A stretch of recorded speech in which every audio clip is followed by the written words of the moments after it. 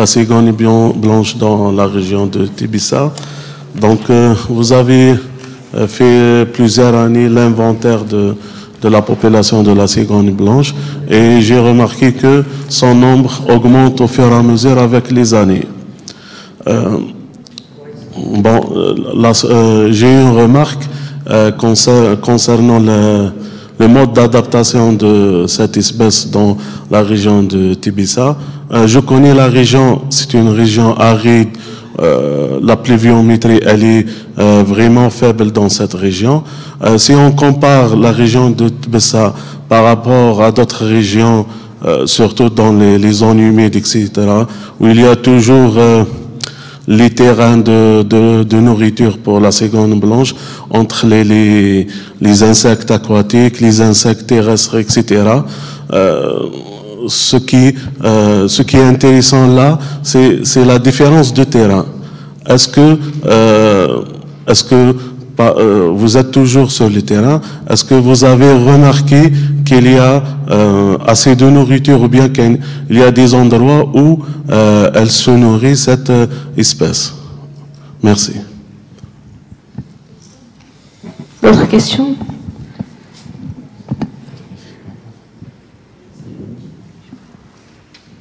Ok.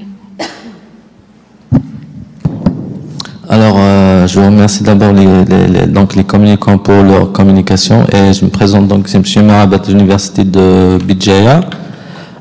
Donc, mon intervention ne portera pas sur des questions de fond vu que je ne suis pas ornithologue, mais j'aimerais quand même poser une toute petite question à Madame Hadjadji, je crois. Donc, mon interrogation est relative donc aux résultats. Quand vous avez discuté les résultats, donc la présence de la foulque macroule dans le lac Tonga, vous avez en partie expliqué donc cette présence avec un effectif important par la bonne qualité de l'eau.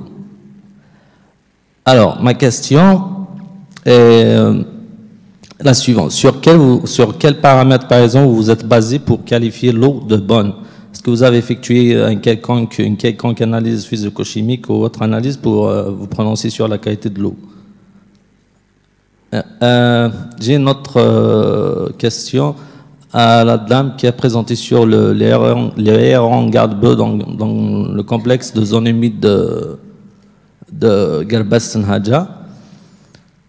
Alors, j'aimerais ça. Donc, dans votre exposé, vous avez parlé au tout début de la nidification de l'espèce. Vous avez dit que donc, quand elle s'installe pour la nidification, elle s'installe dans des régions où il n'y a pas de concurrence avec d'autres espèces, si je ne me trompe pas.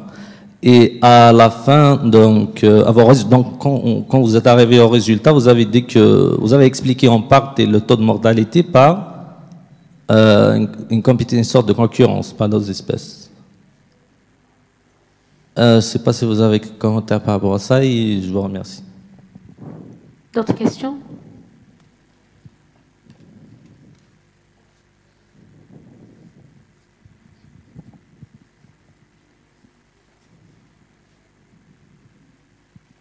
Il n'y a pas d'autres questions?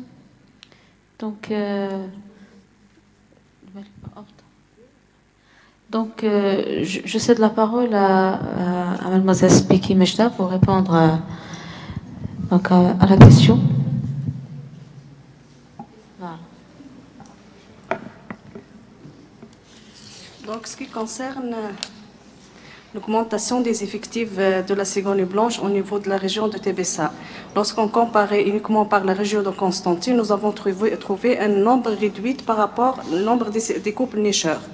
Donc, pour l'augmentation dans une région aride, liée principalement, et la région de Tébissa, c'est une région autochtone. À partir, comme je dirigeais, la concentration des colonies sont notées dans la région nord, plus la région centre, uniquement. La région du sud, c'est l'absence totale. Le manque total, même la présence une ou bien deux nids, c'est l'absence totale. Donc, pour l'extension liée par le nombre de nids ou bien l'augmentation pluriannuelle, nous avons noté premièrement par la partie nord qui est riche en terrain agricole. Aussi au niveau du centre. En plus, il existe un deuxième facteur qui est l'extension des décharges publiques. d'une façon aléatoire. Donc, selon la nourriture, donc même pour l'arrivée de la seconde, nous avons trouvé l'étude de la phénologie de l'espèce, nous avons noté l'arrivée de la seconde, on notait au niveau du mois de décembre. Par contre, au niveau 2007 jusqu'à 2007-2006, l'arrivée est liée par certains facteurs comme ou bien dates comme le 15 janvier. Donc, pour l'extension, beaucoup plus par les décharges publiques. Aussi, nous avons trouvé la qualité de ces ports de nidification. Mais par la partie sud, où l'absence totale ou bien la sécheresse totale de la disponibilité alimentaire, nous avons noté c'est l'absence pour la colonisation de la cigogne blanche.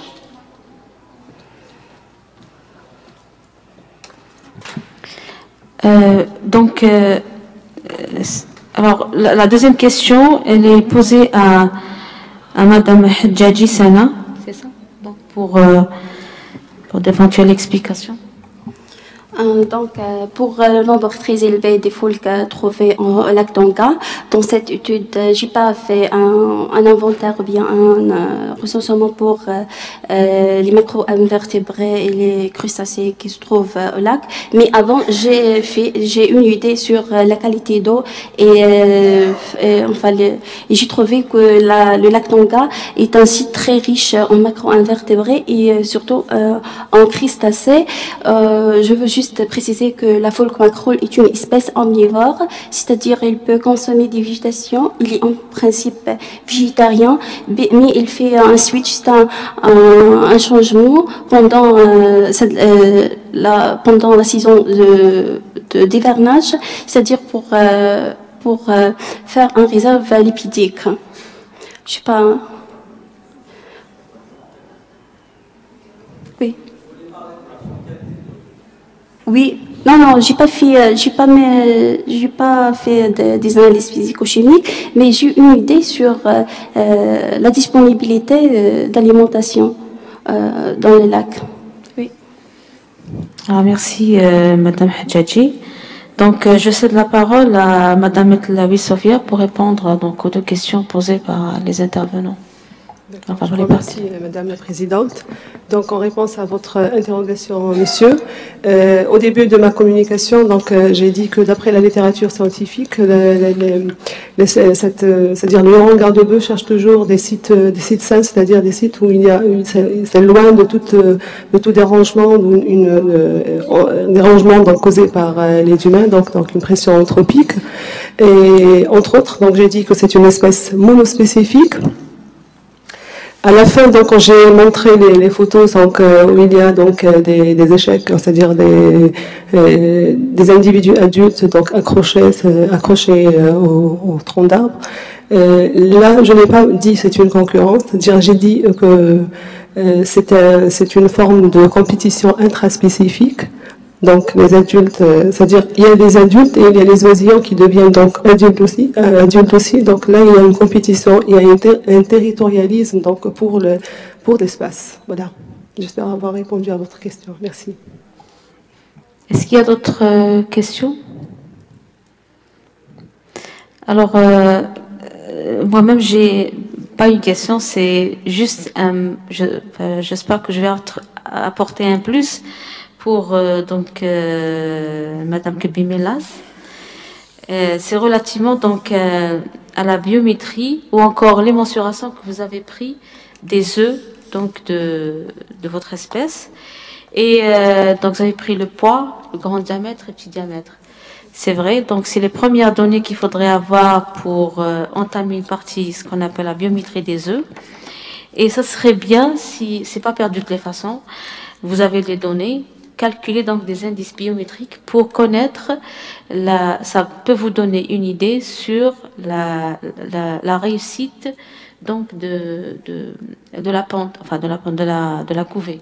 Donc s'il y a un taux d'éclosion important ou encore le taux est normal ou encore le taux d'œuf non éclos, vous pouvez l'expliquer pourquoi il n'y a pas eu d'éclosion.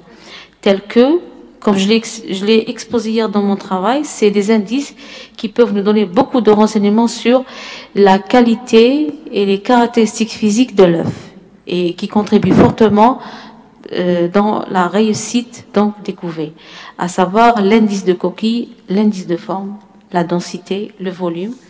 Et je sais qu'il y a d'autres encore paramètres qu'on n'a pas encore exploités, mais qui existent toujours.